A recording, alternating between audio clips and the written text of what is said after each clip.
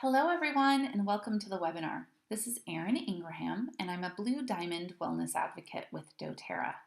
I will be presenting your network versus your contact list.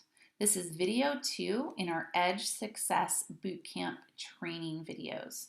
I highly encourage you to watch this webinar as a part of your training, to share it with your team, and when you're ready to do your own bootcamp, this can help you to prepare for your presentation. First, I want to share a little bit about my story with network marketing and what I learned during my journey about my network versus my contact list. When I first got started with doTERRA many years ago, way back in the beginning, we didn't have very much training and I was inexperienced in network marketing. So when I was told, go make your list and start contacting people about doTERRA, I approached it in the wrong way. I was more of the hunter mentality. I wanted to throw my oils on everyone. I wanted everyone to get an account and I wanted everyone to be my business partner. How that ended up is a lot of people would run away from me. They didn't show up to my classes. They wouldn't return my phone calls. And when they did get accounts, they wanted nothing to do with the business. So over the years, I fine-tuned my skills and I've learned a lot about the art of networking. I actually now love it and I consider myself a professional networker. I understand the value of my network and I know that for every one person that I have in my network, they know at least 1,000 other people. So if I care for that relationship in a way that inspires them to refer business to me, I can actually have access to those 1,000 people. So a list of 100 people in my mind is actually a list of 100,000 people. And when you look at it that way, there is no such thing as a cold market. There's no such thing as your list drying up. So we're going to talk a bit in this presentation about your network. Now there's some misconceptions about what we do in doTERRA. Some of you might even think this, and I myself thought it in the beginning. We might think that we are here to sell essential oils to people, and we're looking for people who want to buy our essential oils, kind of like we're a shopkeeper and we're setting up for retail sales. Well, that is not what we do at all. We do not sell oils hand to hand. We are not selling oils. What we're doing is empowering people to learn about essential oils and to learn about doTERRA, so that they can set up their own wholesale account and purchase essential oils from themselves. Now, you might be thinking that your business isn't working right now. Maybe it feels like a lot of work or like you're the only one doing anything. Well, I want you to know that doTERRA did a study and they did find out that diamond to blue diamond, there is a significant drop in the amount of time you're spending on your business. And even presidential diamonds only work about 15 hours a week. So the reason you're feeling that overwhelm right now, if maybe you're about to come up on gold or you're in that push from premier to silver, it's because you are not duplicating. It's because you have people underneath you who might be customers, but they're not out there sharing. And now we don't need everyone to be out there building a huge doTERRA business. I've got about 24,000 people in my organization, and it grows by about 1,000 every month. Now imagine if each of those individuals just taught one class a month, if they just enrolled one person a month, that would mean my organization would grow by 24,000 people a month. That would be incredible. So we don't need people to do a lot. We just need a lot of people to do a little. So as we start to think about our network and our contact list, we need to understand that there is a difference. Now your network is just everyone you know. Think about your Facebook profile. Think about all the friends you have on Facebook. That's your network. Now, if you're not using Facebook to manage your network, I highly encourage that you do. Anytime I meet someone, I friend them on Facebook, I follow them, I get connected into their life, into their community. I definitely make sure all my friends and family follow me on Facebook. I'm careful about how I post. I make sure that I'm interesting and a valued member of the community, not just trying to sell them essential oils. Remember, it's not about selling people essential oils. It's about serving your community, having a network that they know what you're up to, they like you, they trust you, they're going to refer their friends to you. So what is the difference between your network and your contact list? Well, your network is all your relationships, everyone you know. But your contact list, these are actually people who are ready for you to call them up, send them a message, send them a text message, and share essential oils with them. So your network should feed your contact list. Now, I know Blue Diamonds, Presidential Diamonds, who had 500 people on their network list, but they never contacted all of them. There's still people to contact, or their network is actually been referring people to their contact list. Me, for an example, when I started, actually, I just looked at my numbers the other day. I've only personally enrolled about 120 people.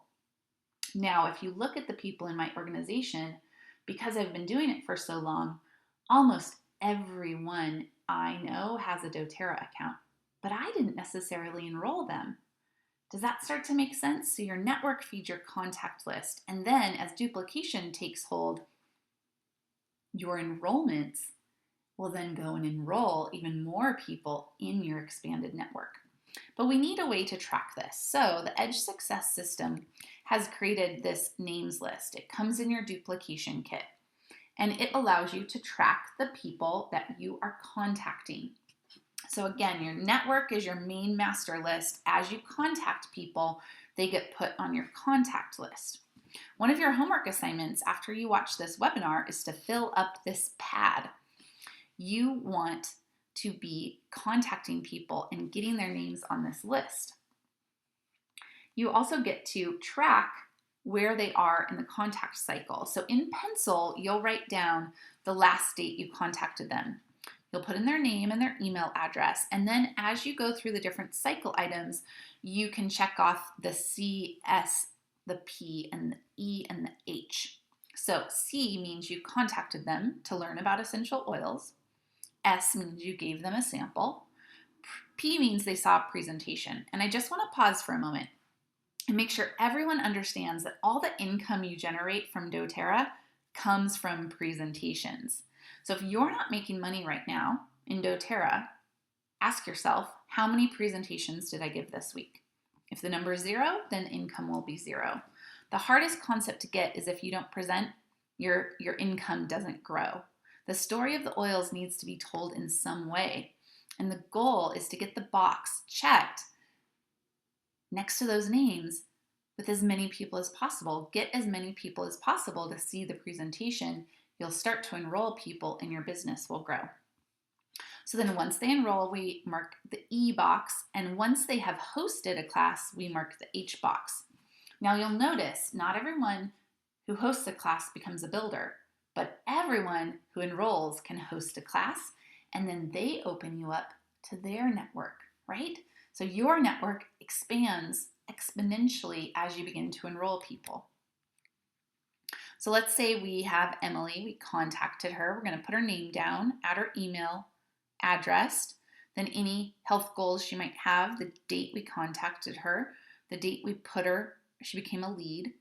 You might start to notice that you contact people, they're not interested. So every 6 months you want to contact them because things may have changed in their life.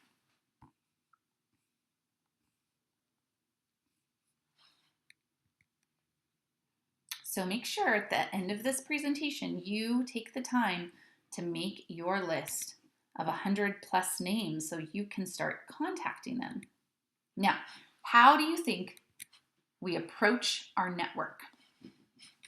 Now, the classic way, and this is the way I did it in the beginning, was as a hunter. But how do you think people feel when you hunt them down? I'm going to get you some essential oils, whatever it takes, you're going to get these oils. Well, they do not feel good when we do that. So let's not approach our network this way. Let's stop looking at them as prey.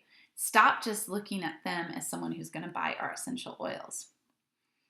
Instead, we want to approach them as a farmer.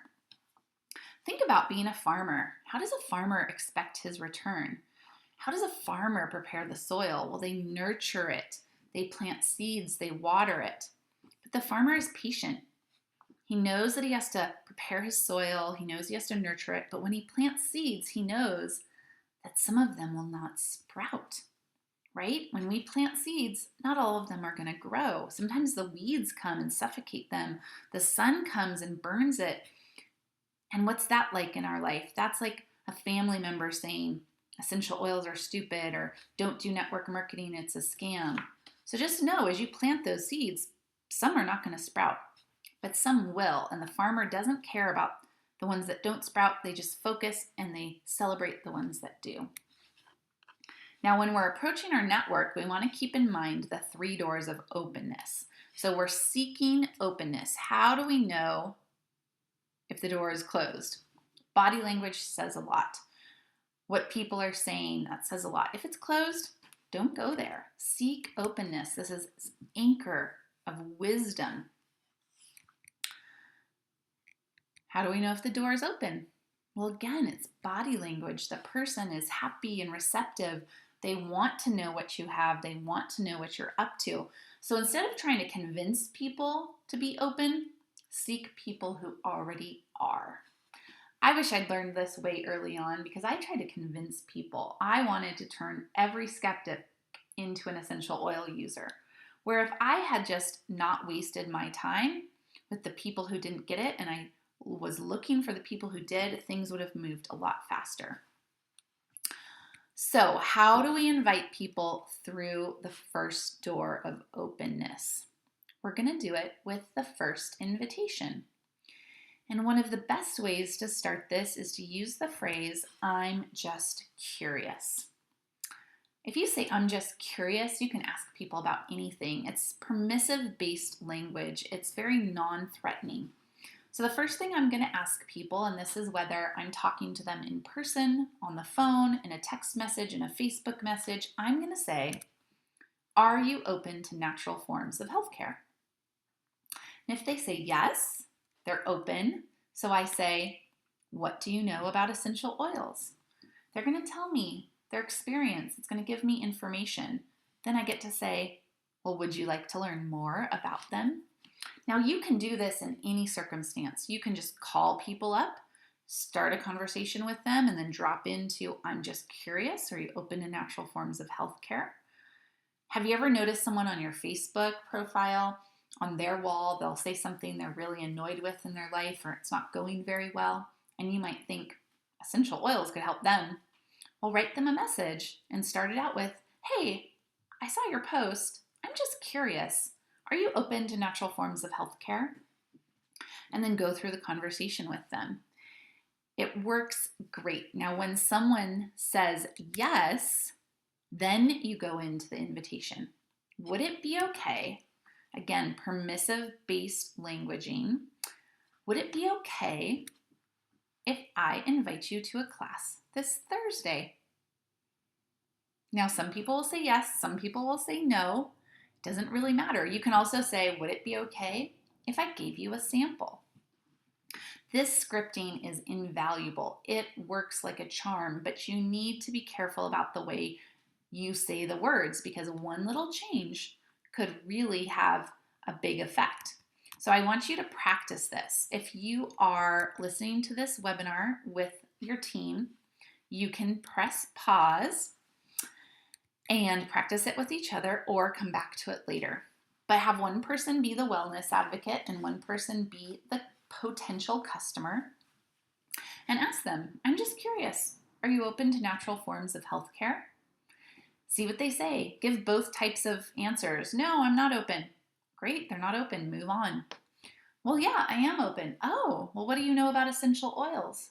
Oh, well, I have them in my body lotion. Oh, well, would you like to learn more? Oh, yeah, I would like to learn more.